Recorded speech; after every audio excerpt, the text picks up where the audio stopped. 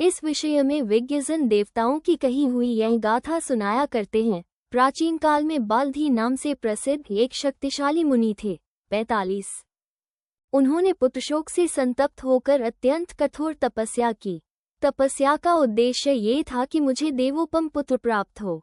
अपनी उस अभिलाषा के अनुसार बाल्धी को एक पुत्र प्राप्त हुआ। 46। देवताओं ने उन पर कृपा अवश्य की, परंतु उनके पुत्र को देवतुल्य नहीं बनाया और वरदान देते हुए ये कहा कि मरणधर्मा मनुष्य कभी देवता के समान अमर नहीं हो सकता, अतः उसकी आयु निमित्त कारण के अधीन होगी। 47। बाल्धी बोले, देववरो, जैसे ये पर्वत सदा अक्षय भाव से खड़े रहते हैं, वैसे ही मेरा पुत्र भी सदा अक्षय बना रहे। ये पर्वत ही उसकी आयु के निमित्त होंगे, अर्थात जब तक ये पर्वत यहाँ बने रहें तब तक मेरा पुत्र भी जीवित रहे। 48। भरद्वाज कहते हैं, यवक्रीत, तदनंतर बाल्धी के पुत्र का जन्म हुआ, जो मेधायुक्त होने के कारण मेधावी नाम से विख्यात था।